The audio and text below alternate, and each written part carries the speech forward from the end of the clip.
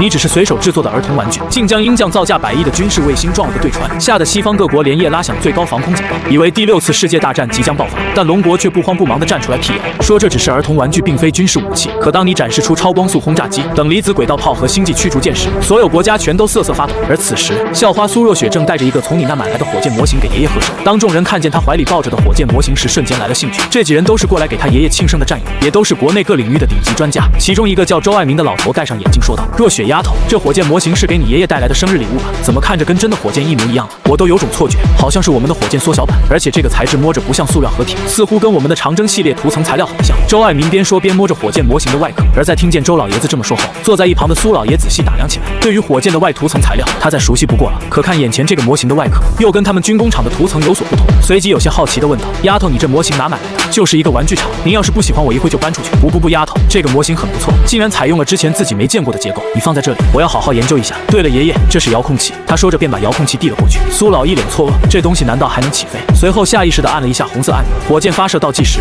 ，10、9、8。众人听着遥控器内发出的倒计时声音，不由得笑了起来。花了3万块，竟然只是一个喇叭，你哪怕有个灯也好啊。正当众人笑着准备离开时，突然一股热浪从火箭模型底座下面喷了出来，旁边的周爱民竟然被热浪硬生生地掀翻在地，而且在火箭的顶部竟然还有一道激光，瞬间把房顶烧出了一个圆洞。伴随着2楼的一声惨叫，火箭模型嗖的一声从这个圆洞飞了出去，消失在了众人视野当中。所有人瞬间傻眼，卧槽，飞了！周爱民目瞪口呆地从地上爬了起来，直接爆了句粗口。而一旁的苏若雪更是傻眼，刚才还在气愤骂你卖给他一个垃圾，结果没想到这个垃圾竟然是个可以飞天的火箭。众人这时连忙跑到外面朝天上看去，只见那火箭模型在空中分成了2部分，一部分从半空中脱落下来，另一部分以更快的速度朝天上飞去。不是，我刚刚特么看到了什么？一个火箭模型竟然有3级拖引，就连其他几位军官也是惊呼道：“我是不是眼睛瞎了？这特么叫模型？这就是一真火箭好吗？”苏老见到这一幕，连忙打电话给空管指挥中心：“我是苏定国，立刻通知所有军航线路，规避天海市范围内的所有航行路线，有不明飞行物。重复一遍，有不明飞行物正在升空。”不过片刻，飞机模型就消失在众人视野内，所有人瞬间把目光转向一旁的苏若雪：“丫头，你这个火箭模型是从什么地方买来的？”这时苏若雪颤巍巍地说道：“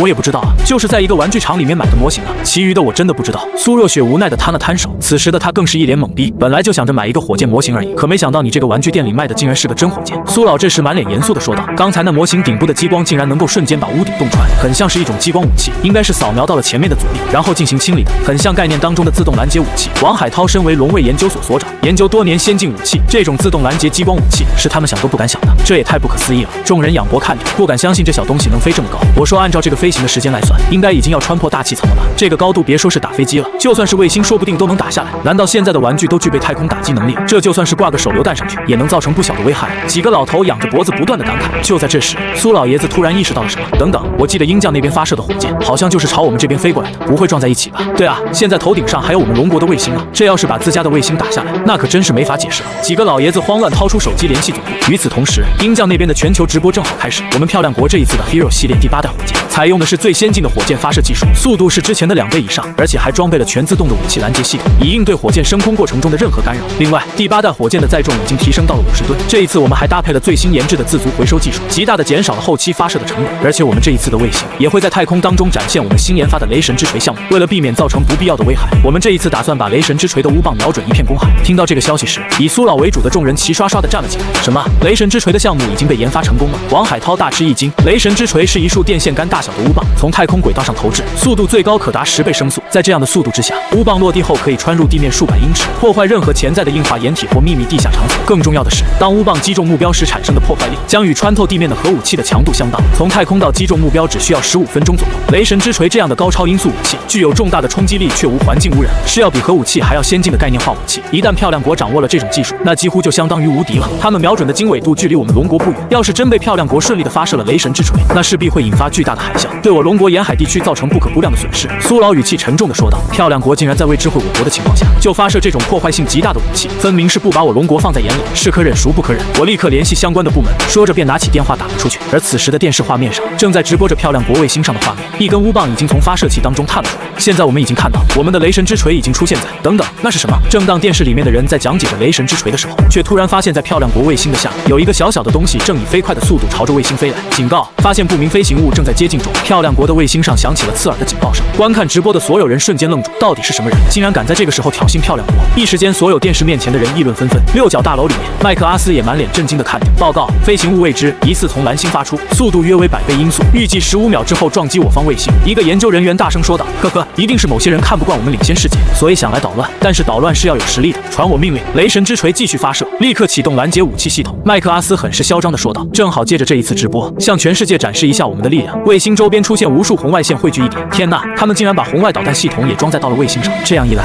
以后要对他们的卫星进行打击都很难了。苏老一见这种红外光线，瞬间跌坐在了椅子上。只凭这一点，就知道他们距离漂亮国还有不小的科技差距。红外导弹拦截系统启动，目标已锁定，发射。只见一阵光雾之后，数十枚红外导弹朝着不明飞行物的方向射去。突然，从下方传来一束激光，一扫而过，瞬间覆盖了所有的红外导弹。紧接着，所有红外导弹消失不见。所有人倒吸了一口凉气。也就在众人还没反应过来的时候，漂亮国的卫星突然沉寂了下来。原本已经聚集起能量的发射器也停止运行。当镜头逐渐转动后，众人才发现，漂亮国的卫星竟然被刚才那道激光给洞穿了一个窟窿。原本准备发射的乌棒也被这道激光直接分成了两半。在漂亮国的直播画面当中，一个小小的火箭从中间穿过，其上写着的笑哈哈玩具厂几个小字从镜头前缓缓划过。不仅如此，当那个小小的东西在飞过之后，很明显能够看到从这个东西身上爆发出了一个球形的电磁能量波幕，瞬间包裹住了整个漂亮国的卫星。紧接着就跟橡皮擦一样，从太空当中把所有漂亮国卫星的碎片一扫而空，连通着漂亮国的直播信号也在这一刻断开。苏老几人看着这一幕，瞬间哑然。漂亮国的雷神之锤就这么被阻止了，而且看刚才那个标志有点眼熟啊！瞬间，所有的老头齐刷刷反应了过来。就在众人要去那个玩具底座那里看看的时候，却突然发现一个带着降落伞的小东西从屋顶的圆洞里面轻轻地落了下来。这是刚才那个火箭的一部分。众人聚集在那个小东西附近看着，果然是刚才的助推器。天哪，这个助推器竟然可以完整的回收回来！不仅如此，它竟然能如此精准的回收到发射的位置。刚才在下落的时候还有着反向的推力，太不可思议了！一个小小的玩具竟然把漂亮国造价数十亿的卫星给灭了，还阻止了这一次可能对龙国产生的浩劫。估计现在漂亮国那群人已经傻了吧？丫头，你这个火箭模型是不是花了很多钱啊？几个老头再一次看向苏若雪，不算少吧？苏若雪举起了3根手指。苏老震惊的瞪大了眼睛，300万，这么少？要知道这可是一枚火箭，还有着微缩的技术。要是真的把火箭给缩小到如此的程度，把成本控制到300万的话，那岂不是说我们可以随时对漂亮国的卫星进行太空打击？爷爷，其实是3万块钱。苏若雪咽了口唾沫说道：“什么3万块钱？你在开玩笑吗？3万块钱都不够买我们1枚导弹，你竟然买了一个能上太空的火箭，而且还装备了各种先进的武器。”周爱民脸色凝重地说道：“丫头，那个玩具厂在什么地方？我现在非常怀疑，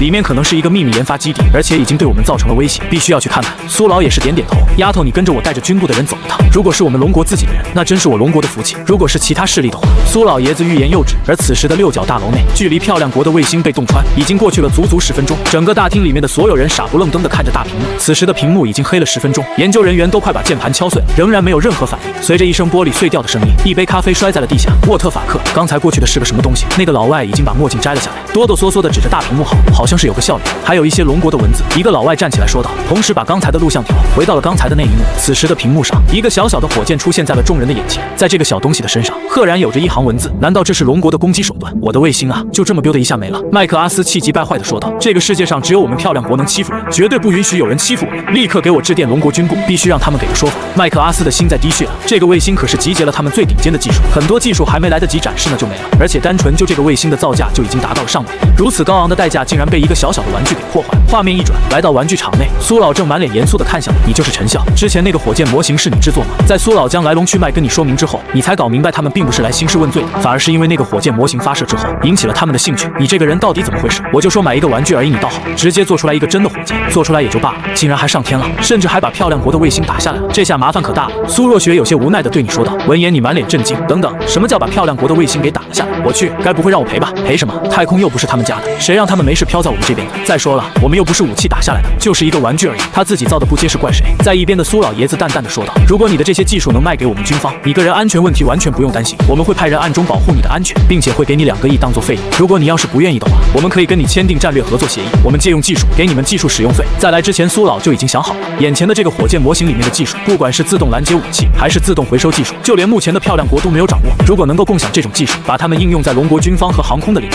那就不仅仅是弯道超车这么简单，直接就是碾压式超车了。而实力是一切话语的底气，只要有了尖端的技术，根本不在乎那些漂亮国的人怎么想。听闻你直接拍板答应，钱不钱的其实无所谓的，我也是龙国公民，能为龙国的发展增砖添瓦，那是我们每个公民的责任。苏老临走之前，你将他的直指纹录入到遥控器，因为之前飞上太空的那个火箭模型，到目前为止还在太空内没有收回。回到基地后，苏老直接激活了指纹识别，随后便把遥控器放在了地下。下一秒，遥控器上竟然直接投放出了一片3维空间的虚拟投影，最中间的正是他们那个火箭模型。所有人满脸震惊地看着这一幕，我的天哪，这该不会是实时全息投影吧？一个科研人员不敢置信地说道：“有可能啊，整片世界是以中心点的火箭为核心的，可要想做到如此大范围的成像，最起码要有光息扫描技术才可以。但是这种技术怎么可能真的出现在现实当中？”这是一个科研人员好奇地用手在虚拟头像当中挥了挥，这些光幕却丝毫不受影响，似乎不是常规意义上的光线投影。在一边的苏老也碰了一下，可就在苏老触碰的一瞬间，整片世界竟然动了，准确的说是放大了。众人见状全都呆愣在原地，而苏老似乎也意识到了什么，不断的用手在眼前的虚拟头像当中操控，果然发现整个虚拟投影的世界是可以随着自己放大缩小的，然后又随便点了一下，投影立刻显示待机45678天。我没看错吧？苏老一声惊呼，在众人面前的面板上有着一个待机时间的说明，这是正常在太空当中的待机时间，如果要使用功能的话，待机时间也会相应减少。旁边一个老研究员推了推厚厚的眼镜说道：“我滴个乖乖，那岂不是意味着这个火箭模型要是不进行多余操作的话，可以在太空当中运行100多年？”一个负责火箭能源的专家在一边质疑道：“开什么玩笑？什么材料能维持运行这么长时间？就算是太阳能也不行啊！你们看这个上面有说明，氢能引擎用原子层面的裂变激发，然后蓄能分层输出。”苏老一边说着一边小声读了出来：“什么裂变激发？”那个老研究员直接爆了粗口，他自然知道这意味着什么。如果能够在微观层面上进行裂变激发并且蓄能的话，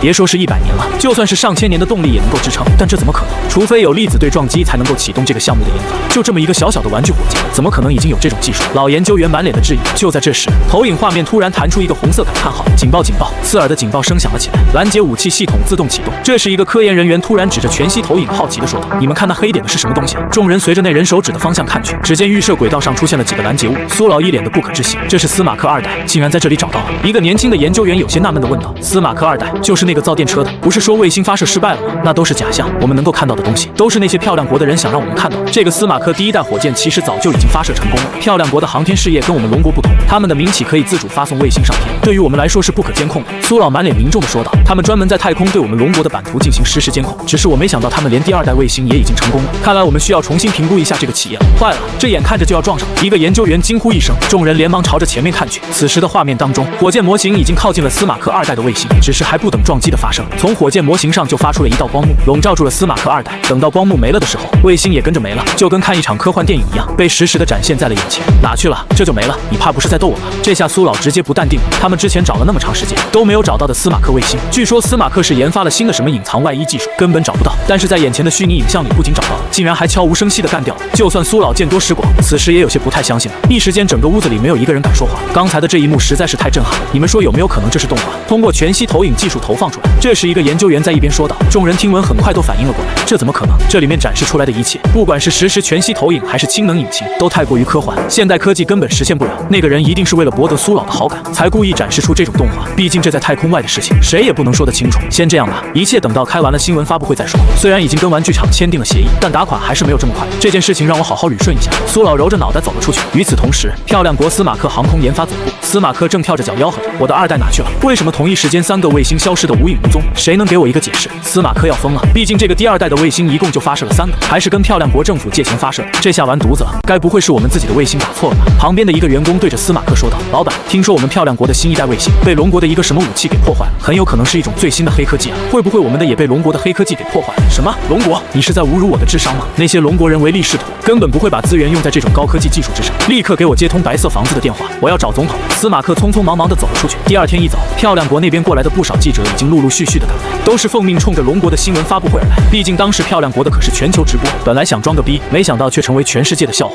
那些龙国文字已经被漂亮国的人给公布了出来。新闻发布会刚刚开始，漂亮国的记者就站起来质问道：“请问昨天龙国蓄意攻击我们的卫星，是想要挑起战争吗？”这一次担任新闻发言人的是龙国外交部部长华传英。在昨天经过了紧急开会之后，他已经彻底了解了这件事情的来龙去脉，所以他早就预料到漂亮国这边会刁难，只是没想到会议还没开始，对方就率先发难了。而这位记者的目的也很简单，想必是先把这件事情的基调定下，后面不管龙国官方怎么说，都成了强行的解释。这位记者朋友倒是颇为心急，在我们龙国有句老话，叫做心急吃不了热豆腐，你们未免也太着急了一些。不过也无妨，所贵乎君子者，以能兼容并蓄。我就先针对你这个问题展开。华传英微微一笑，对着那个记者说道：“既然贵国认定是我们破坏了你们的卫星，还请询问一下，我们龙国是通过什么样的方式和什么武器对你们发起了攻击？这还用问吗？都看见了。”那个记者当即拿出来了一张照片，这张攻击卫星的照片上就有你们龙国的文字，难道还不是你们龙国的人对我们漂亮国的攻击？华传英淡淡说道：“你说的是这个吗？这个东西确实是我们龙全国的东西。不过据我们的了解，那只是一个小小的玩具。另一个漂亮国的记者起来说道：“玩具？开什么玩笑？你们的玩具能上天，还能把我们的卫星搞一个大洞，甚至就连雷神之锤都能破坏。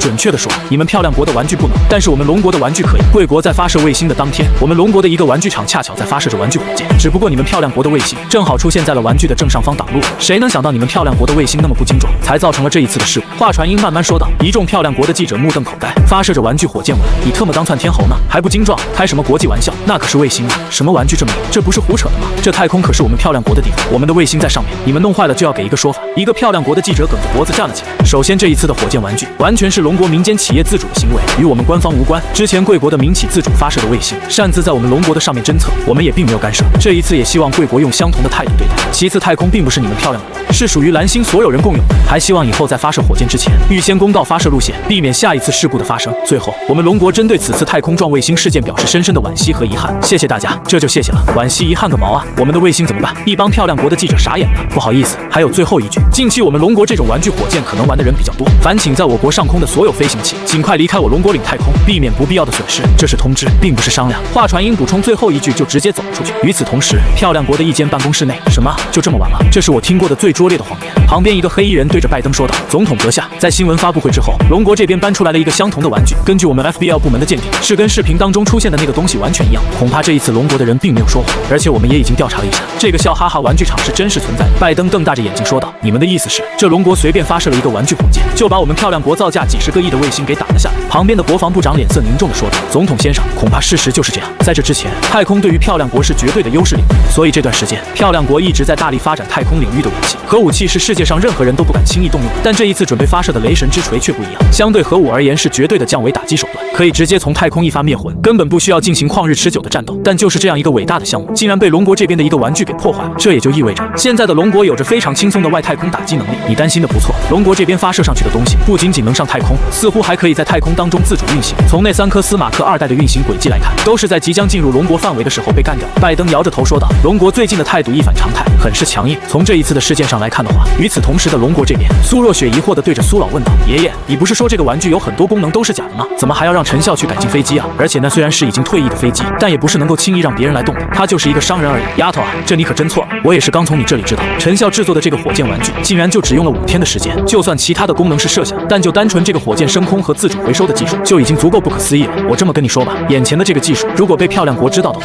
甚至会出几十个亿购买。他能够这么爽快的给我们，真是赚大了。由此可见，此人全爱国之心一片赤诚，并不是你嘴里面说的那种只看着钱唯利是图的商人。”苏老感慨道。而此人为什么买，却不是送？在我看来有2层意思，一来是让我们更加重视这种技术，没有成本永远是不知道珍惜的；二来是这个人的身份，对于他来说完全可以不拿出来，但还是给了，而且还阴差阳错的暴露在了漂亮国的全球直播当中，却对我们没有任何责怪。他要么是一个呆瓜，要么就是把这些技术丝毫不放在眼里的超级大佬。这一次让他按照3代机进行改造，就是想看看这个陈笑到底有什么本事。再说了，我们也很想把玩具火箭上的激光武器装备到战斗机上，可是我们的研究员已经研究了几个昼夜，别说是装备了，就连激光武器的基本原理都没有搞懂。这一次的事情非陈笑不可，而且马上就要进行5代机的试飞了。官方这一次可是选定了我们天海市周边海域进行模拟作战。苏老严肃地对着苏若雪说道：“小樱花最近从漂亮国最新购买了1代战机，搞不好会来搅局。这一次我们要做好万全的准备才行。他们要是来捣乱的话，我倒是期待陈笑这边能够给我们一些惊喜。”此刻的玩具厂内，你正跟门卫老王啃着烧鸡。虽然苏老那边的钱还没有到账，但之前苏若雪的钱可是有了，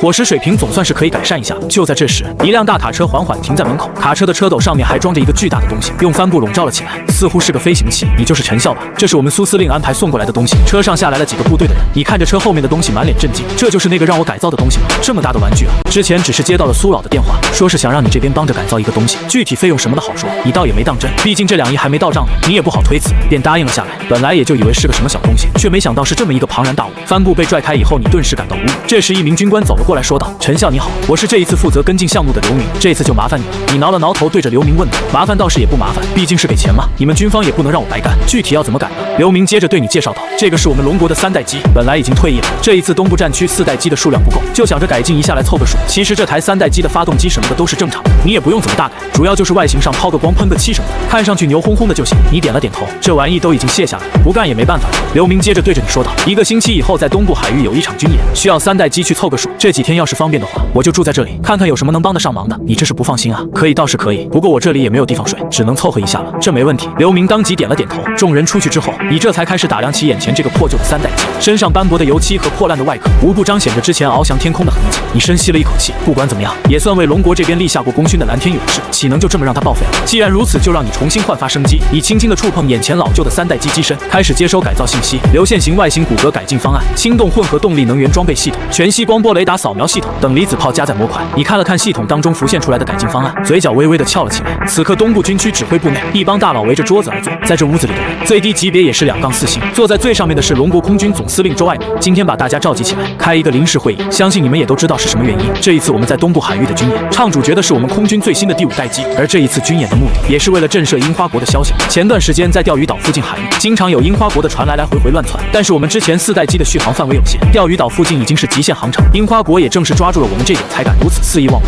但是这一次，我们最新的5代机在续航里程上已经翻倍，更是可以实现舰载起降。通过这次的展示，一定会震慑樱花国。周爱民对着众人说道。还有另外一个消息，听说樱花国从漂亮国那边最新购置了什么飞行器，具体是什么还不得而知，以防万一，这一次的军演一定要做好充分的准备。同志们，我们龙国的国防力量发展任重而道远，我们跟其他的国家不同，我们起步晚，技术也落后，每一次的研发和迈步都走得十分艰难，但是我们要有战必胜的信念。虽然我们的产能不足，但这一次我们的5代机是龙国技术之集大成者，相信我们龙国的技术也会越来越好。周爱民语气凝重地对着众人说道。听了周爱民的话，众人也都纷纷点头，拳头大才是硬道理，这句话用在什么地方都合适。这一次的军演就是想要通过5代机跟4代机的对战，来展现5代机的能力，震慑樱花国和他背后的主子漂亮国，一定不能出现任何纰漏。3天后，你已经完成了对3代机的改造。此时，一架崭新的飞机摆在车间里面，银灰色的机身，流线型的曲线，满满科技感的外观。刘明有些不敢相信自己的眼睛，这是3代机？对啊，就是小小的改造了一下。对了，这是说明书。你一边说着，一边把一本比板砖还要厚的说明书递给了刘明。刘明直接呆住了，这下完了，眼前这个飞机分明是把3代机给拆了，然后重新做的外壳。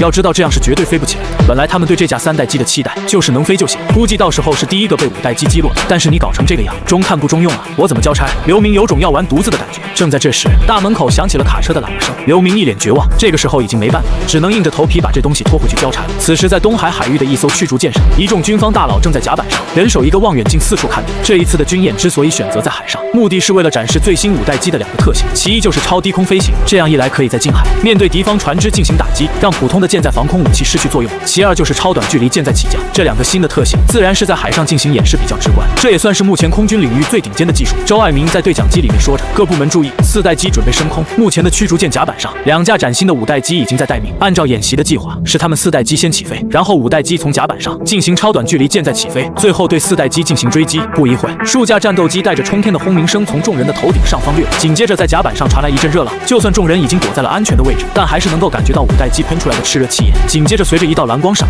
过，5代机犹如一道利剑一般直插云霄，厉害呀！这5代机的弹射起飞当真非凡，短短10米的距离竟然就能加速到如此的速度，是我们4代机没法比拟的呀！4代机就算全功率起飞，也需要25米以上的距离，这下岂不是说只要我们的产能足够，一艘驱逐舰上是可以配备多架5代机的。见到5代机超短距离舰载起飞，空军大佬都是惊艳的不行，现场带来的震撼无以复加。此时的天空当中，2架后起飞的5代机已经对空中的4代机进行了追逐。不得不说，5代机的速度是要远超4代机的，而且雷达搜索的范围也是远远超过4代机。在2架5代机的面前无处遁形，已经锁定，要求自由开火。一架5代机的驾驶员蓝宇在对讲当中说：“01收到，可以自由开火。”是。蓝宇对着另外一边的黄海做了一个手势，2架5代机分别往左右来了个720度旋转，紧接着急速拉升，锁定目标之后一个助力推进，朝着下面的4代机俯冲下去。随着各自2枚虚拟标注导弹的发射，4架4代机缓缓地降落了下去。而这2架5代机在攻击完毕之后，也落入到了其他几架4代机的攻击范围。但是随着一道光束在5代机的身后四散，把4代机的攻击尽数化解，又是拉升一个大圈，来到了4代机的后面。接着是一波连续锁定，4架4代机再次降落了下去。此时在甲板上的一众大佬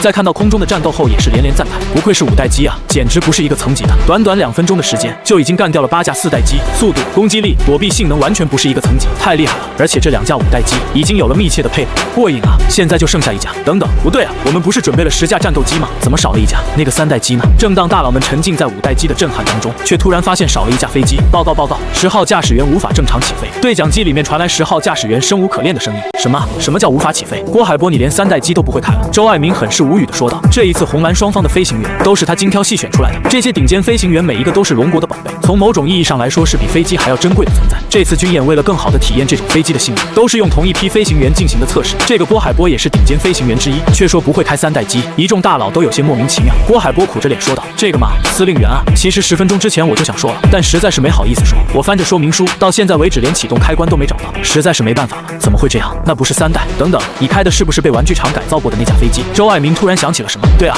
司令，我虽然不知道是改造了个什么玩意，但这绝对不是3代机啊！郭海波满脸委屈，刚才旁边的飞机嗖嗖的都上天了，他连起飞开关都没找着，后面飞机嗖嗖的被击败，降落下来了，他还是连起飞开关也没找着，太 TM 打击人了！把现场的画面给我切过来，我要看看这个郭海波搞什么幺蛾子。周爱民在对讲里面说着，同时带着众人来到了驱逐舰的指挥室里。当画面投放出来之后，所有人都愣住了。此时的画面当中，一架崭新的飞机正停在停机坪上，这是3代机？开什么玩笑？这特么是外星飞船吧？没办法，这架飞机带来的震撼实在是太大了，满满的科技感要溢出屏幕。一个大佬注意到了一点区别，怎么看怎么不像是现在的飞机，倒像是未来的某种东西。这个机身的材料不对啊，怎么在阳光下没有任何反射，看起来这么清楚？另外一位大佬对着众人说道：“不仅仅是机身材料，你们看看整架飞机上没有任何武器的洞口和导弹悬挂，这似乎并不是一架战斗机啊！”众人纷纷点了点头。周爱民也是一头黑线，本来是想着让你简单改装一下，结果这是真的变成了一个玩具了。这不能飞不能战斗的玩具，摆着玩吗？与此同时，在飞机里面的郭海波已经一脸的生无可恋，一帮大佬对着屏幕指指点点，自己跟一个关在笼子里面的猴子一样，脸都成猴屁股，丢人啊！怎么说自己也是在空军服役近20年的老飞行员了，竟然连一架飞机都不会开，这特么！郭海波索性破罐子破摔，把那本比板砖还厚的说明书扔到了一边，对着屏幕上的按钮戳了起来。下一秒，突然一股巨大的推力从下方传来，飞机底下冒出了一股蓝光，整架飞机肉眼可见的悬浮了起来。白炽的热浪竟然让画面都显得有些扭曲。周爱民见状，连忙对着对讲机问道：“这是怎么回事？郭海波，你干了什么？”“不知道啊。”我有种不祥的。伴随着郭海波的一声哀嚎，原本悬浮在半空的3代机竟然瞬间没了踪影，一帮大佬全部傻眼了。郭海波听到请回答，听到请回答。周爱民嗷嗷的在对讲机上吆喝，但是对讲机里面没有任何回应。此时画面当中的雷达也失去了这架飞机的信号。我的眼睛是不是花了？刚才那是垂直起飞吧？一个大佬不敢置信的问道。我刚才戴着墨镜，看得清清楚楚的，确实是垂直起飞，然后一个横向推力直接没了。就单纯这个起飞速度，最少有1马赫。我的天哪，这只是起飞速度啊！从0加速到1马赫，几乎是瞬间。正在这时，对讲里面传来电讯员急迫的声音：“报告，在我军演习海域发现一架不明飞行器，还有一艘核动力航母，速度非常快。从方向来看，似乎是从樱花国方向来的。”闻言，周爱民大吃一惊，这搞不好是小樱花的人要来搞事。他们明知道我们在这军演，还故意让核动力航母群来，而那个不明飞行器很有可能就是这一次从漂亮国那里购买来的。现在空中的情况怎么样？报告，9架4代机已经全部被击败回归，我们的5代机正在巡视，准备接收命令进行舰载短距离停降，告诉他们立刻停止演习。有不明飞行器向我军演区域靠近，让他们过去看一看是什么情况。这里是我们龙国的海域，警告他们尽快离开，必要情况下可以进行武力驱逐。是，指挥员点了点头。这一次他们是早有准备的，因为已经提前知道了樱花国这边可能会有小动作。毕竟一般主人想要做事情之前，都会先让自己家的狗出去叫2声看看。所以这一次的5代机上，除了正常演练的武器之外，还装备了实弹，就是为了应对这种突发事件。收到命令的蓝屿和黄海立刻朝着雷达上显示的樱花国方向搜索了起来。没一会，视线当中就出现了一架战斗机。当看到这架战斗机的时候，蓝屿不由得吃了一惊。虽然在机身上有着一个小小的太阳，但从飞机的整体设计来说，并不像樱花国的飞机类型，反倒是像漂亮国的飞机。但这种类型是他们从来没有见过。报告01，这里是蓝屿，对面似乎是漂亮国的新一代战机。蓝屿的话音刚落，视线当中的那架战机身上突然笼罩了一层鹰锥，几乎是一眨眼的时间，就从2架5代机中间飞了过去。什么超音速飞行？对，速度最少3马赫，我们追上去。蓝屿在对讲机里面说着，跟黄海操控5代机朝着樱花国的最新战机追了过去。但随着蓝屿的话通过对讲机传到指挥室当中，一群大佬却震惊的说不出话来。目前漂亮国的战机他们都是知道的，而蓝屿却说并不认识眼前的这架飞机，那就只能是漂亮国最新一代的战机，竟然卖给了他们家的狗。目的自然是针对龙国的这一次军演。从刚才蓝屿汇报的情况来说，漂亮国新一代机的性能很有可能是优于龙国5代机的。周爱民对着众人说道：“看来传闻是真的，漂亮国的新一代战机果然研发成功了，而且从卖给樱花国来看，技术也应该是相当成熟了的。如果速度达到了3马赫的话，甚至可以摆脱普通防空导弹的追击。”此时在天空当中，龙国的2架5代机正追逐着樱花国的那架新一代战机，但不管蓝屿他们怎么加速，都不能缩短跟樱花国战机的距离。甚至在这中间，樱花国的战机还不断做出各种挑衅的动作。蓝屿有些愤怒地对对讲机说道：“报告01，我们的常规速度目前是比拼不过的，我们想要启动极速飞行模式，把这架飞机拦停。目前它已经进入了我龙国的空域。极速飞行模式是龙国5代机的功能之一，简而言之就是牺牲燃料消耗来达成速度的提升，但弊端也很大，会大幅度缩短发动机寿命和续航时间。”周爱民也知道道这是迫不得已的情况。如果说连前面的飞机都追不上，更不用说其他的性能了。速度是飞行器最基本的性能，也是最重要的性能。周爱民语气凝重地说道：“蓝宇，这里是01，可以启动极速飞行模式。我们会协调龙国沿海机场和空点，用于你们的紧急迫降。放手一搏。”他知道这一次他们新的5代机试飞，本意是要震慑对方的，但没想到樱花国竟然在他们主子的授意下，妄图用最新的战机摧毁龙国的震慑意图，这是事关龙国军人的荣誉。放手一搏，自然也是不得已而为之。周爱民暗暗祈祷，希望当他们的战机启动了极速飞行模式之后，樱花国的战机能够知难而退，这样震慑的意义就还存在。接到命令的蓝宇跟黄海当即启动了极速飞行模式，朝着前面的樱花国战机追击了过去。在极速飞行模式之下，2架5代机很快便追上了樱花国的战机，却没想到樱花国的飞行员竟然在机舱里面对着蓝宇他们竖起了中指，并且再次一个加速，甩开了极速模式之下的5代机，朝着龙国的空域飞去。蓝宇见状，趁着樱花国的飞机还在锁定范围，连忙发射了1枚导弹。毕竟樱花国的飞机已经在警告之下，还要强行进入龙国空域，已经可以进行自主防御。当这枚导弹朝着对方的飞机追击过去的时候，樱花国的飞机竟然能够再次加速，一个攀升朝着高处而去，2架5代机紧随其后。但是攀升到2万米之后就已经是极限，眼睁睁地看着樱花国的战机仍然在攀升，一直穿入云层，消失在了视野范围之内。而在雷达上显示，那枚导弹因为一直没有追上，导弹发动机的动力消耗完之后，竟然坠落到了海里面。看得蓝宇跟黄海2人目瞪口呆，没想到漂亮国新式战机的速度竟然可以超越机载导弹，这样一来几乎是无敌了。而此时的指挥室当中也是一片死寂，刚才导弹坠海的这一幕，已经彻底击垮众人心中最后的一丝幻想。都已经开战了，导弹竟然追不上对面的飞机，这么一来，他们的5代机直接成了笑话。他们龙国集合了所有的顶尖科技，在漂亮国的战机面前，却还是被全面碾压的。这种无力的挫败感，像一块块巨石压在众人的心里面。周爱民无力地叹了口气，让他们回来吧，我们通过外交手段进行谴责。弱国无外交，如果我们能够有先进的飞机，这个时候就可以直接打下来再说。但是现在明明已经是最先进的飞机，却还是什么也做不了。更何况樱花国就连核动力航母群都在外海待命，一旦爆发剧烈冲突，相信核动力航母群便会直接开过来。而龙国的航母只有其名而无其实，根本做不到战斗的标准。此刻一众军方的脸色都涨红的跟茄子一样，从来没有感受过如此的憋屈。正当指挥室里面的气氛凝结到冰点的时候，对讲机里面突然传来郭海波的呼叫声：“我勒个乖乖，01，我终于能接通了！”所有人都是一愣，是郭海波，怎么把他给忘了？周爱民迅速反应了过来，仿佛抓住了救命稻草一般，拿起了对讲机：“郭海波，这里是01，你那里是什么情况？”周爱民对着郭海波说道：“报告01，说出来我自己都有点不信，刚才我竟然去外太空溜达了一圈，这也太特么刺激了！我刚才终于在说明书里面找到了操作手册的部分，现在算是有了初步的操作权限。刚才在外太空的时候失去了一切的信号，现在好不容易才接回了我们的频道。”郭海波的话音刚落，指挥室里面再一次一片死寂，一帮军方大佬如遭雷击，呆立在原地。上太空还特么能回来？刚才你也就失联了10分钟，你就去外太空打了个来回，还一点事情都没有，还趁机翻了翻操作手册。按照你这个速度，岂不是飞机的速度都赶上火箭？这 TM 是飞机还是宇宙飞船啊？郭海波的描述已经完全超出了他们的认知。别说他并不是宇航员，就算是一个宇航员出去回来这么一趟，也绝对不会像郭海波这样轻描淡写，一点事都没有。郭海波还在奋力的用对讲机说道：“首长，我真的没有说假话呀，不信的话，我现在可以降落到驱逐舰上。降落到驱逐舰上，你现在到底在哪？”周爱民听了，连忙来到雷达附近看着，却发现只有那架招摇过市的漂亮国最新战机在跟苍蝇一样的飞着，并没有其余飞机的踪迹。我就在驱逐舰上空悬浮着呢。郭海波有些兴奋地说道。众人听了都是一愣，连忙跑了出来向天空看去。可众人看了一圈，竟然没有发现任何飞机。不好意思啊，各位首长，刚才没注意，我一直在隐身模式。随着顾海波的话语说完，在天空中的飞机也显露出身影。这是隐身？众人见状，眼珠子齐刷刷瞪出眼眶。他们可以确定，刚才这附近是绝对没有任何飞机的，没想到竟然就这么突然冒了出来。这特么一个飞机能隐身，雷达发现不了也就罢了，连特么肉眼也看不见。周爱民急忙拿过对讲机说道：“等等，郭海波，现在先不用降落。他之前可是亲眼见过那个飞上太空的玩具火箭，没想到这一次把这个飞机交给那个玩具厂改造，竟然真的改造出了不得了的东西。如此一来，也就有可能会让漂亮国的新式战机铩羽而归了。周爱民已经把全部的希望放在了你改造出来的这架飞机上。”周爱民对着郭海波说道：“郭海波，你听着，目前在我们军演的范围内出现了一架樱花国的战斗机，很有可能是漂亮国最新的战机。我们的2架最新5代机已经被击败，剩下的就交给你了。这是关乎龙国荣誉的一战，明白？请首长放心，保证完成任务。”听到郭海波的话，一帮大佬的心里面总算是松了一口气。对于众人而言，此刻宁愿郭海波之前说的那些胡话都是真的，也比让那架战机如此猖狂的飞行强。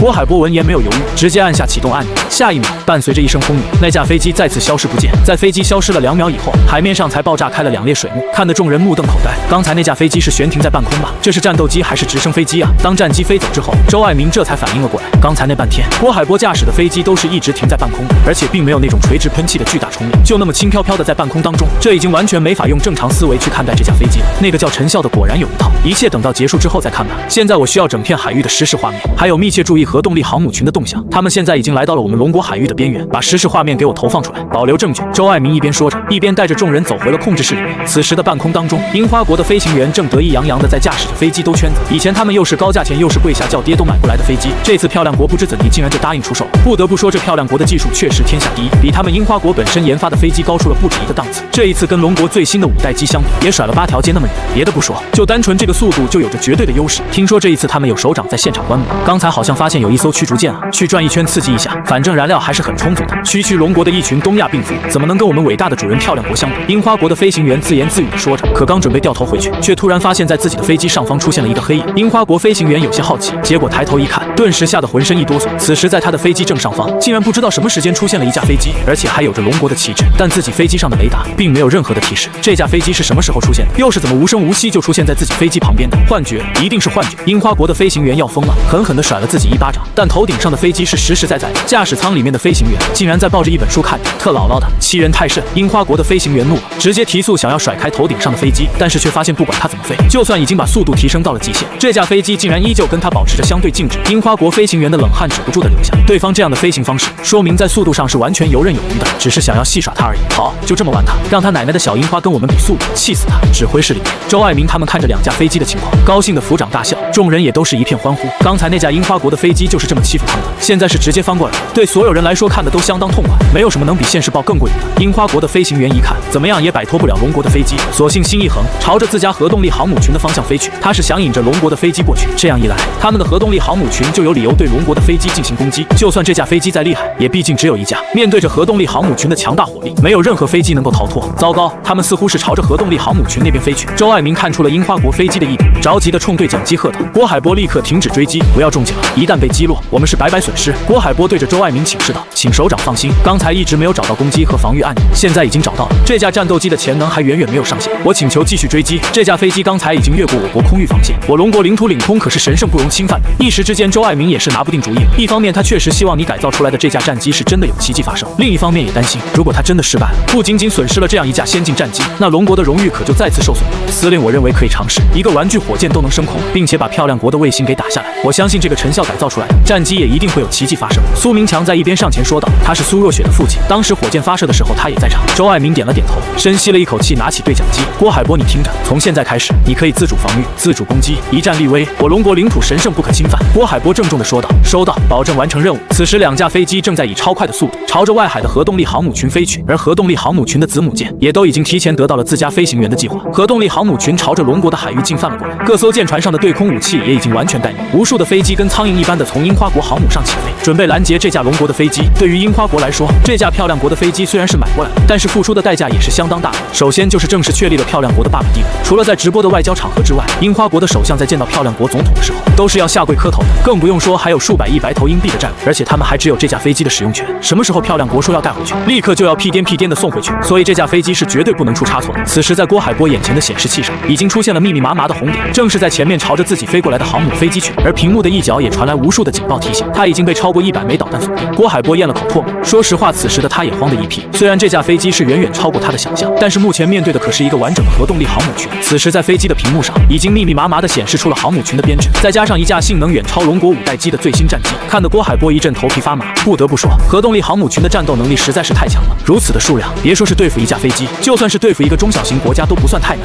而且他们的前置舰队也已经进入了龙国的海，舰载机更是直接朝着郭海波冲来。正当郭海波颤抖着准备进行战斗的时候，他也已经进入了核动力航母群的锁定范围。突然，郭海波的耳边传来一道冰冷的电子音，磁暴球幕启动，紧接着一道球形的电磁光幕以这架飞机为中心，朝着四周发射了出去。在这道光幕扫过的地方，所有的电子元件全部熄火，天空中所有的飞机，除了郭海波的这架战机之外，其余的飞机全部都跟下饺子一般的掉进了海里面。与此同时，整个核动力航母群的所有仪器全部失灵停转，就连核动力发动机也熄火，渐渐的停在了海面上。樱花国的人直接懵逼了。此时在樱花国的核动力航母大和号上，整个指挥室里面一片漆黑。樱花国大将夸下五郎看着眼前漆黑的屏幕，差点尿了，跳着小短腿在指挥室里面嗷狗叫。怎么回事？电呢？信号呢？妈的，这是什么情况啊？一个士兵在一边说道：没电了，好像是我们的电路瘫痪了，具体原因不明，我特么不知道是没电了，我又不瞎，不明你个大爬叉，赶紧查呀！夸下五郎气急败坏的吆喝道：报告动力系统瘫痪，报告推进系统瘫痪，不断的有汇报声传回来。夸下五郎要疯了。正在这时，外面航母的甲板上传来轰的一声爆炸。天哪，你们快看外面！一个樱花国的士兵不敢置信的指着外面，众人随着他的手指看去，直接愣在了当场。此时的外面就好像是世界末日一般，原本在天上的飞机都跟苍蝇一样在乱转，这还是飞机上的飞行员技术高超，驾驶着失去动力的飞机在空中转悠。甲板上更是有3架强行降落的飞机撞在了一起，冲天的大火和4件的碎片让整个甲板上一片狼藉。之前的那些随舰直升机一类的早就掉了下来。他们一旦失去动力之后，就像下饺子一样的落海。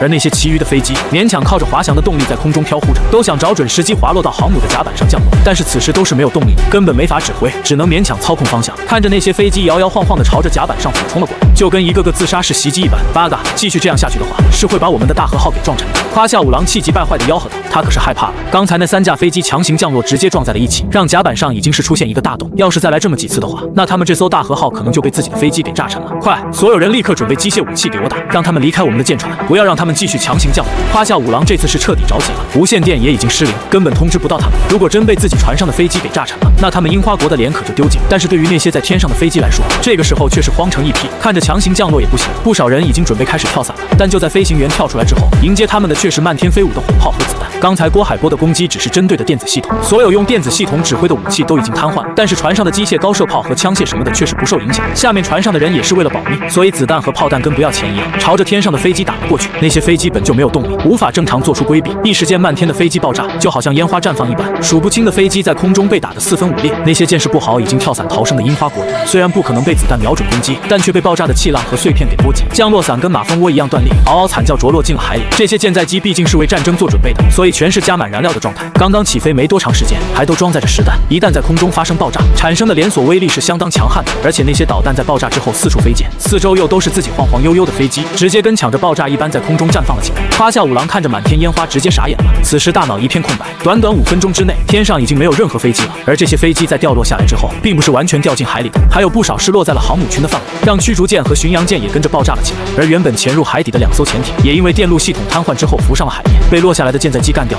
夸下五郎直接在甲板上跪了下来，完了，大和无敌战队彻底完了。夸下五郎两眼一翻，直接晕了过去。此时的半空中，郭海波停在那里目睹了一切，所有的飞机已经确认全部坠海，另外核动力航母群的所有舰船全部被爆炸所波及，大和号核动力航母上更是浓烟滚滚，半边甲板都被炸塌，以后能不能再服役都不好说。那2艘潜艇最惨，现在已经在爆炸之后完全沉没。随着轰的一声，一艘巡洋舰上面再次发生了爆炸，应该是甲板上的火焰引燃了弹药库，直接从巡洋舰的里面爆炸，把这艘巡洋舰拦腰炸成了2段，慢慢的沉没了下去。而之前那架牛轰轰的漂亮国的新式战机，也在刚才滑行的过程中，跟其余一架漂亮国的飞机相撞，直接成了一堆碎片。而另一边龙国的驱逐舰上，所有的军方大佬也同样目瞪口呆的看着远处绚丽的烟花表演。等到烟花表演谢幕之后，众人的嘴还是没有合上。周爱民最先回过神来，狠狠的咽了口唾沫，对着众人问道：“刚才是飞机都毁了吧？”在一边的苏明强也结结巴巴的张嘴：“这怎么可能？那可是几十架舰载机啊，怎么会突然全部失灵，朝着海上坠落？他们刚才只是看到了一阵光幕闪，然后就看着樱花国的飞机开始下饺子。难道这一切都是郭海波做的？”周爱民突然反应了过来：“不能吧，那可是一个完整的核动力航母群啊！”旁边一个大佬狠狠地甩了自己一个巴掌：“这怎么可能？一个人干掉了一整个核动力航母群！核动力航母群是目前人类最强大的军事打击能力，不存在之一。一支完整舰队的灵活性、配合性、武力性，远远不是单一的武器能够比拟的。就目前的龙国来说，也只是有2艘改装过的航母，按照目前的海军实力和舰载机的配置，根本组建不起核动力航母群来。而樱花国以前之所以能够在世界大战上四处乱蹦，在太平洋里面横行霸道，很大的原因就是因为这个航母群的存在。但是现在竟然被一架飞机给摧毁，一帮军事大佬跟见了鬼一般。正在这时，对讲机里面传来郭海波的声音：“0101，我是郭海波，我已完成任务，请求返航。”众人一听都是一个机灵，周爱民哆哆嗦嗦的把对讲机拿了起来：“郭海波，你现在立刻降落在我们驱逐舰上。”郭海波回应了一声，便开始返航。放下对讲机后的周爱民愣了一下，看着远处火焰滚滚的樱花国航母群，竟然直接蹲在地下抱头痛哭起来。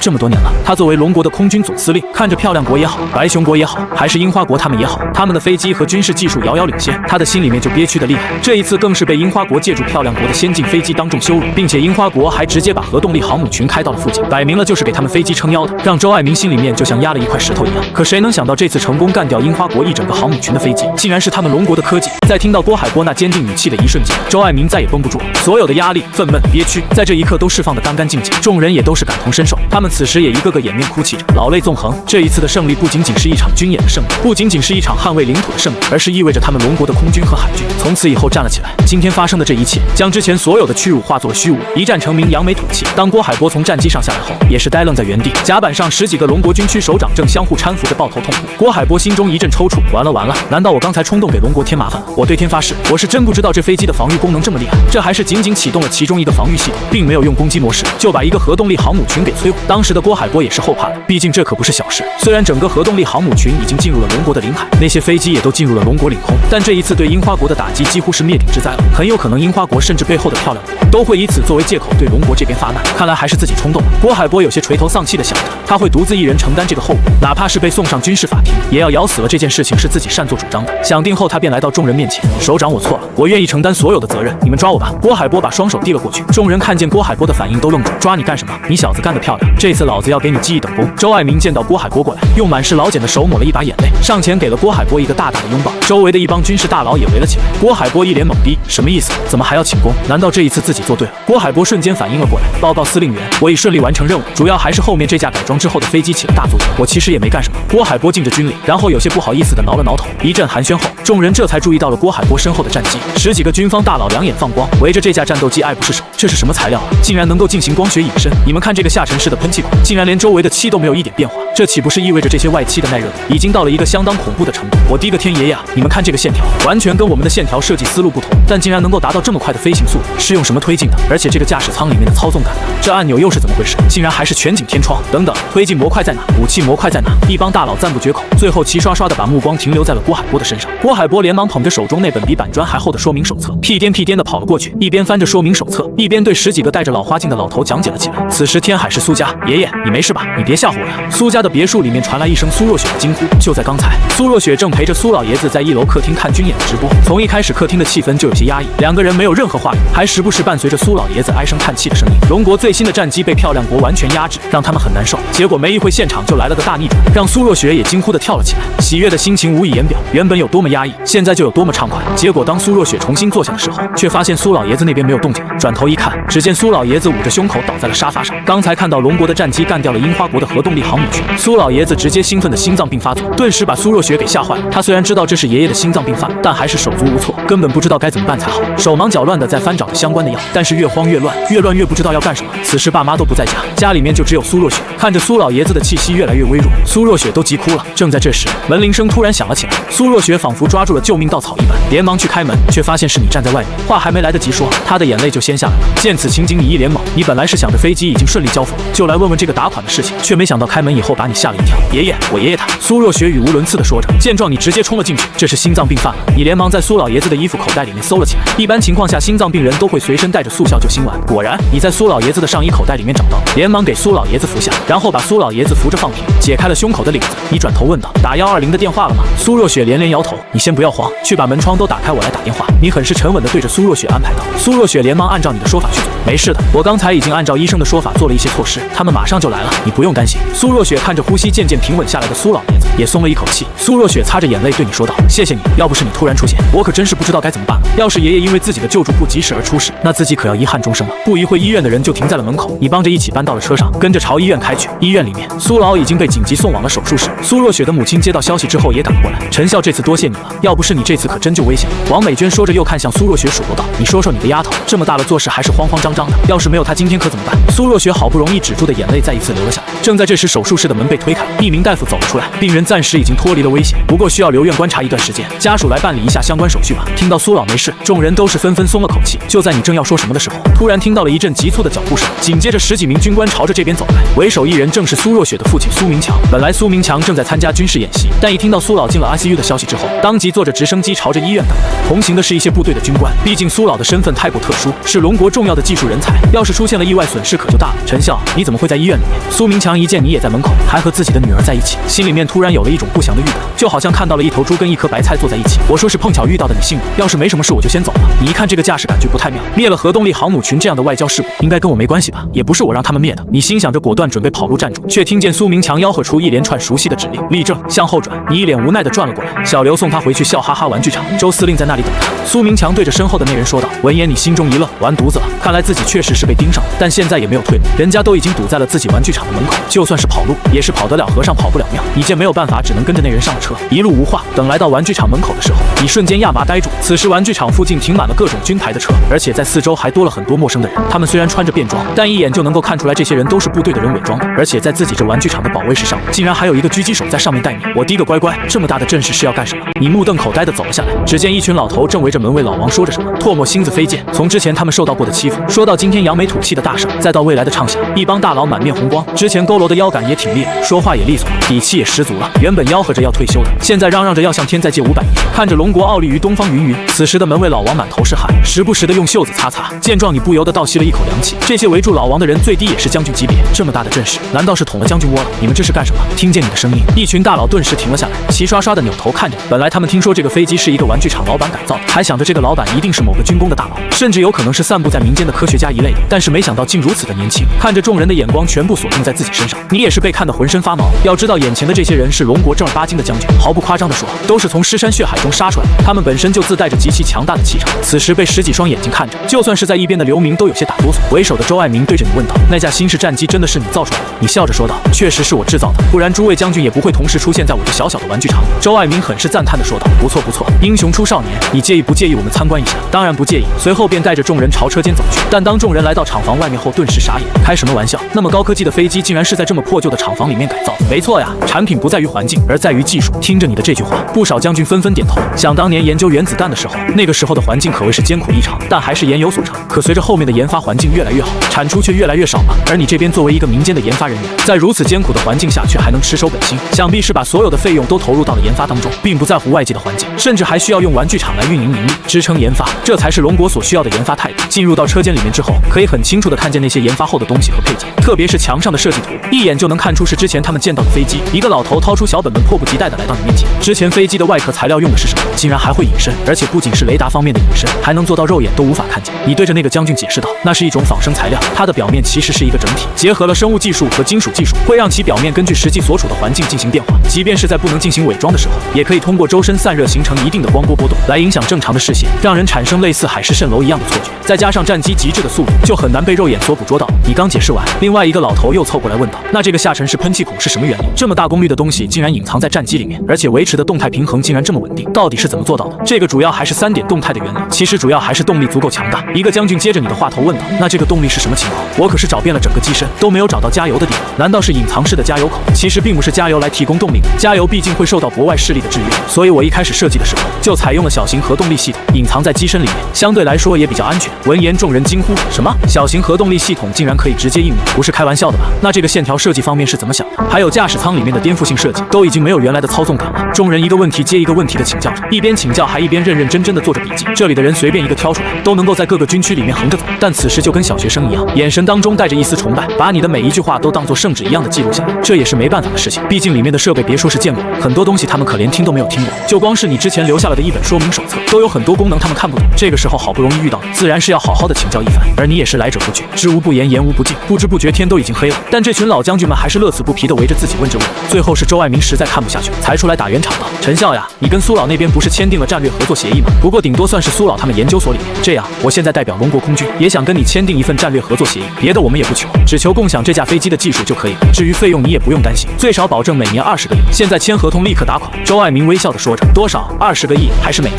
你有些感觉是自己听错了。周爱民看到你错愕的表情，连忙解释道：“当然了，我们也知道这个数额是比较少，不过目前龙国空军的军费确实有限，国家在大力发展经济，难免顾此失彼。一架可以应对核动力航母群的战斗机，这个价值确实是有点低了。毕竟一支整编的核动力航母群起码要超过1万亿，这区区20亿确实是微不足道。签，我马上签。爱国哪能用金钱来衡量？周司令说多少就是多少。”周爱民闻言顿时激动的手舞足蹈，快，赶紧给陈笑打款，然后派人去准备合同，先把签字的地方准备好，具体的内容再补充就可以。周爱民感觉这次来给苏老过生日，是这辈子自己做的最正确的决定，不仅见识到了航空领域的跳跃式发展，更是一举开辟了空军的新时代，而且自己当机立断，把眼前这个人的战略合作协议给拿了下来。有了这些技术共享，就算是穷尽整个龙国的资源，也要继续开发这款飞机，甚至都不需要太多，只要有10架这种飞机，以后就可以在漂亮国面前横着走。自己这空军总司令，恐怕也算是载入龙国史册了。这时你的手机震动了一下，拿出来一看，龙国银行到账20亿元。你看着后面的一大串人，当即咧嘴笑了。自己的玩具厂终于要咸鱼翻身了，只要升级一下生产设备，那以后不管再生产改造什么东西，效率都绝对嘎嘎快。对了，周司令，这一次我们把把樱花国的核动力航母群给摧毁，他们该不会让我们赔吧？你想起下午发生的事，对着周爱民问道。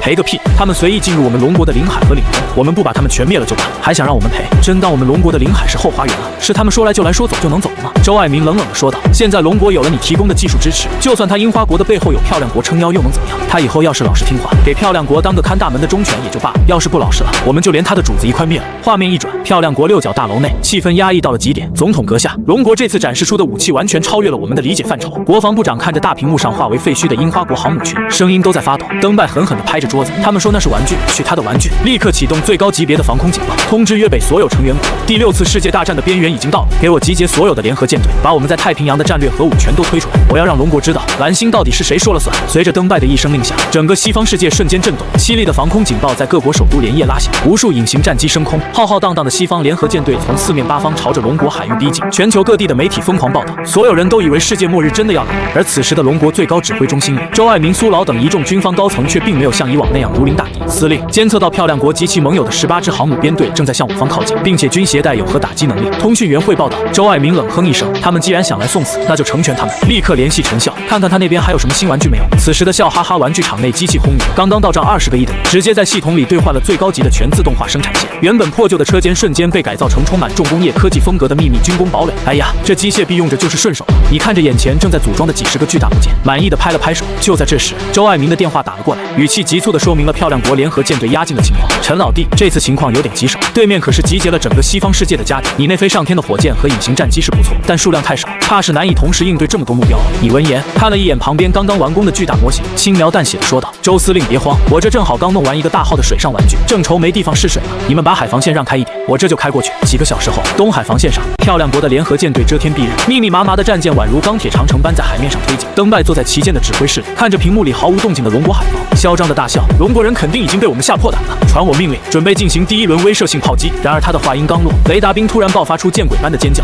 总统阁下，前方海域出现超大型未识别目标，什么东西？大惊小怪的登拜一把推开雷达兵，看向外面的海面，下一秒，手中的咖啡便啪嗒一声掉在了地上。只见原本平静的海面上，海水突然向两边狂暴的翻涌，一艘体型比他们最大的核动力航母还要庞大10倍的恐怖战舰正从海底缓缓升起。这艘战舰通行漆黑，表面流转着幽蓝色的等离子光芒，舰首更是装载着一门巨大的令人窒息的等离子轨道炮。而在这艘宛如星际驱逐舰的庞然大物侧面，还印着几个无比显眼的汉字：笑哈哈玩具厂生产。Oh my god， 这到底是什么怪物？漂亮国的海军司令双腿一软，直接跌坐在甲板上，而你正站在那艘星际驱逐舰的全景指挥室里，手里端着一杯枸杞茶，按下了扩音按钮。前方的联合舰队听着，你们已经进入了我新开发的遥控玩具船的测试水域，如果不怕被玩具蹭掉漆的话，就继续往前开。看着那门正在充能散发着毁灭气息的等离子轨道炮，刚刚还不可一世的登拜吓得魂飞魄散，连连嘶吼：撤退，立刻撤退！这不是我们能惹得起的怪物，谁再敢说这是玩具，我毙了他！看着落荒而逃的西方舰队，龙国的防线上爆发出震天动地的欢呼声，而你只是无奈的叹了口气，真是的，我只是随便做个玩具船，怎么又把他们吓跑了？随着星际驱逐舰那令人窒息的压迫感席卷整片海域，西方联合舰队的撤退演变成了一场史无前例的大溃逃。为了跑得更快，几艘漂亮国的导弹巡洋舰竟然在慌乱中发生了连环相撞，旗舰上的登拜总统更是连滚带爬地钻进了防空直升机，连最引以为傲的核按钮手提箱都落在了指挥室的沙发上。不到半个小时，刚刚还气势汹汹妄图引发第6次世界大战的庞大舰队，只剩下海面上漂浮的几箱压缩饼干和救生圈。而在龙国最高指挥中心，周爱民等一众军方大佬看着卫星传回的画面，甚至都忘记了呼吸。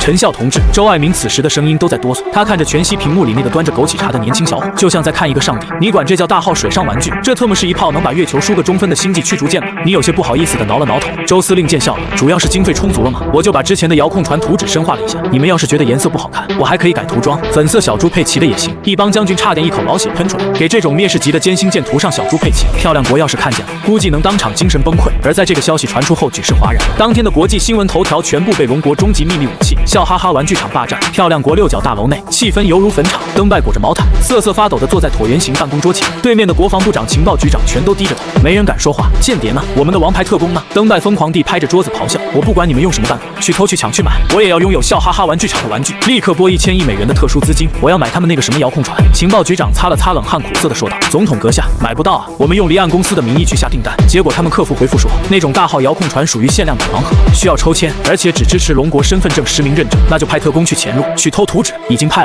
了50个最顶尖的幽灵特工。情报局长快哭了，结果他们还没靠近那个玩具厂的围墙，就被厂长放出的一群看门狗给全逮住。看门狗，50个顶级特工打不过几条狗。报告总统，那是机械变形暴龙兽手办，我们的特工被那群能喷吐高能电弧的机机械暴龙兽追了3条街，现在全被绑在玩具厂门口当迎宾的人形立牌呢。此时的笑哈哈玩具厂早就成了全球最神秘、防卫最森严的禁地，但为了维持玩具厂的表象，大门上依然挂着那个卡通笑脸招牌，只是门口站岗的变成了全副武装的龙国最精锐的特种部队。这天下午，校花苏若雪带着苏老爷子来到了厂里，苏老爷子的心脏病全好了，现在走起路来虎虎生风，红光满面。他一进门就激动地握住你的手，你现在可是咱们龙国的镇国之宝了，上面已经决定了，把你的玩具厂方圆50里划为最高级别军事特区，由我们军区24小时保护。你无奈地叹了口气，老爷子，我都说了我是个正经做玩具的生意人，你们这样搞我以后还怎么往外卖玩具啊？苏若雪扑哧一声笑了出来，美目盼兮地看着你，那是普通玩具吗？谁家玩具能把漂亮国的联合舰队吓出尿来？对了，你最近在忙什么新产品吗？你眼睛一亮，带着他们走到车间深处，入眼的是一套1人高的银白色装甲，线条流畅，充满了极致的科幻感，胸口还有一个散发着蓝光的微型反应堆，这是我最近研发的变身铠甲套装豪华版。你拍了拍装甲外壳，自豪地介绍道。苏老爷子眼皮一挑，有了前几次的经验，他知道这玩意绝对不简单，试探性地问道：这装甲具体有什么功能？你随口说道，也没啥大功能，就是采用了一点强相互作用力材料，能免疫核爆以下的物理打击，另外配备了单兵超音速飞行引擎以及反物质粒子射线。我觉得小孩子们穿上它去玩泥巴就不会弄脏衣服了。苏老爷子倒吸一口凉气，捂着心口倒退了2步。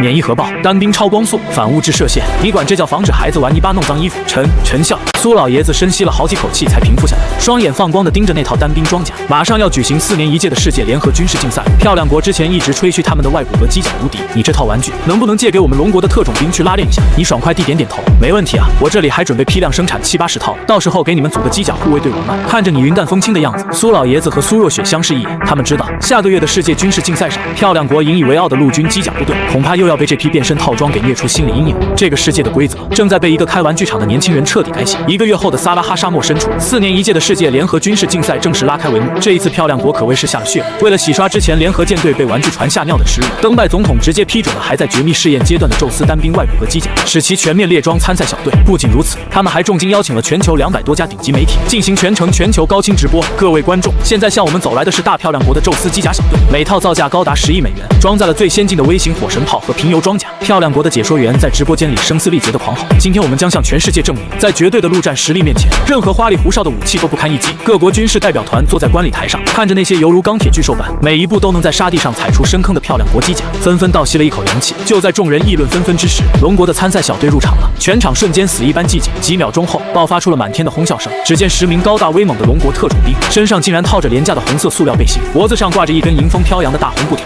手里攥着一个劣质的红塑料圈。更绝的是，他们脚上竟然还踩着一双只要一走路，底下的小轮子就会发光彩灯的儿童旱冰鞋。他们是在搞什么鬼？童话故事里的哪吒3太子大赏吗？漂亮国的领队大将麦克阿斯笑得眼泪都出来了。龙国是不是已经彻底放弃抵抗，改行去幼儿园慰问演出了？观礼台上的苏老爷子和周爱民老神在在地喝着茶，嘴角勾起一抹看死人般的冷笑。只有他们知道，这10套看似可笑的儿童舞台服是陈笑亲手打造的哪吒闹海至尊套装。那红布条是内米碳管柔性捕捉带，红塑料圈是等离子环形切割器，而那双闪光旱冰鞋其实是微型反重力与单兵超光速飞行踏板。第一项比试100公里全负荷武装越野，现在开始。裁判一声令下，漂亮国的宙斯机甲小队立刻启动了背部点引擎，履带与喷射器齐开，如同石头狂奔的犀牛，以惊人的150公里时速朝着终点冲去，狂沙漫天，气势极其骇人。反观龙国小队，10个人孤零零地站在起点线。忽然，龙国队长深吸一口气，轻轻跺了跺脚下的发光风火轮旱冰鞋，旱冰鞋底部瞬间亮起7彩跑马灯，甚至还伴随传出了极具年代感的劣质电子音乐。我们的祖国是花园，花园的花朵真鲜艳。伴随着这充满童趣的背景音，旱冰鞋底部的微缩引擎发出一声急不可察的嗡鸣，唰，没有破空声，也没有气浪，甚至连扬尘都没有。10名龙国特种兵就这么凭空消失在了起跑线上。人呢？龙国队人呢？麦克阿斯猛地站了起来，疯狂扒拉着眼前的雷达监控器。